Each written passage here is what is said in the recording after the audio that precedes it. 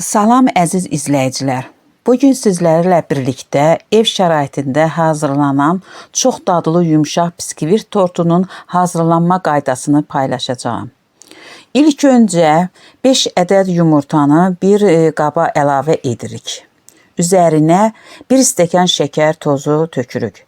Daha sonra mikser vasitəsilə yüksək sürətlə qarışığı çalırıq. Qarışığın rəngi ağarıb həcm artana qədər qarışdırmaq lazımdır. Hazırladığımız məhlulun üzərinə 1 dolu stəkan un əlavə edirik, 1 dolu xörək qaşığı. Əgər burada yumurtalar böyük olarsa, buna diqqət etmək lazımdır.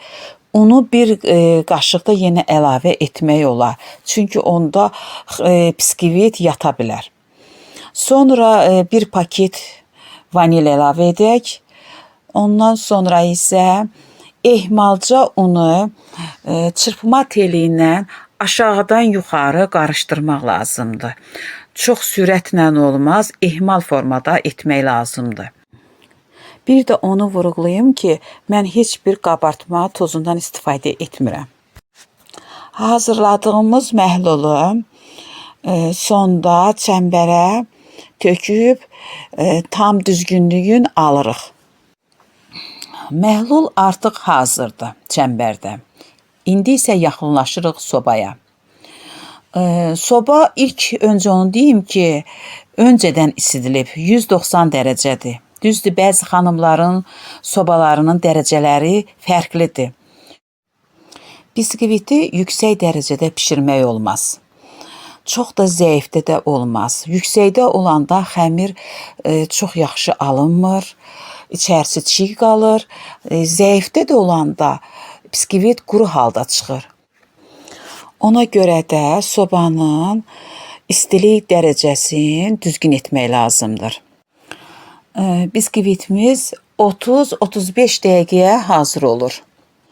Bir də bunu vurğulayım ki, biskvit sobada olan vaxtı ilk 20 dəqiqə ərzində sobanın qapısını açmayın.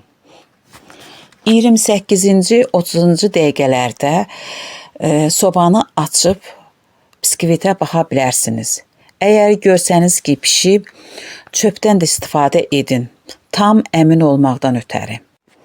Bu qayda ilə ikinci biskviti də hazırladım. Biskvitlər tam soyduqdan sonra onları başlayırıq hissələrə bölməyə. İndi də keçirik tortun yığılma qaydasına. Tortu başlayırıq şərbətləməyə. Hər qatını şərbətlə şərbətləyirik. Düzdür, burada müştərinin öz fikri olmalıdır. O necə istəyirsə, o formada yığılmalıdır. Bugünkü müştərimiz isə belə istədi. Həm qaymaqlı olsun, həm qozla olsun, həm də dolğu ilə olsun. Mango dolğusu ilə olsun. Mən müştərinin öz istəyinə uyğun etdim. Çox da qəşəng alındı. Biskvit şərbətlənir, sonra kremlənir. Krem düz şəkil alınır. Üzərinə qoz əlavə edirik. Sonra isə dolğu əlavə edirik. Bu proses bir neçə dəfə təkrarlanır. Tam biskvit sona qədər yığılana qədər. İstifadə etdiyim kremin hazırlanma qaydası səhifəmdə var. İstəsəniz baxa bilərsiniz.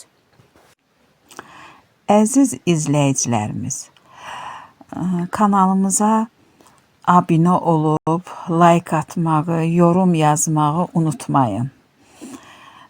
Əlavə telefon nömrəmi də verə bilərəm. 050 473 25 73.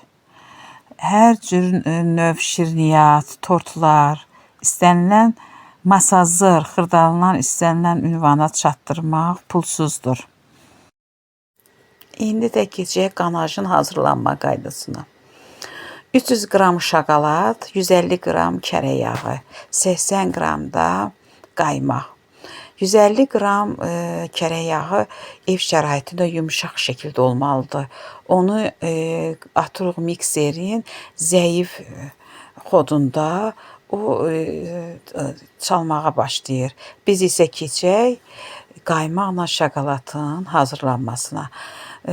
Qaymağı 80 qram qaymağı vam xodda silməyə başlayırıq. O tam isinənə yaxın şokoladı əlavə edirik. Şokolad tam orada həll olunandan sonra hazırlanan məhlulu yağın üzərinə əlavə edirik və mikserin sürətli xoduna keçirdirik. Və tam hazır olduqdan sonra tortun üzərinə çəkirik və tez sürətlə çəkməliyik ki, qanaj bərkiməsin və sürətlə iş görülməlidir və düzgünlüyü alınmalıdır.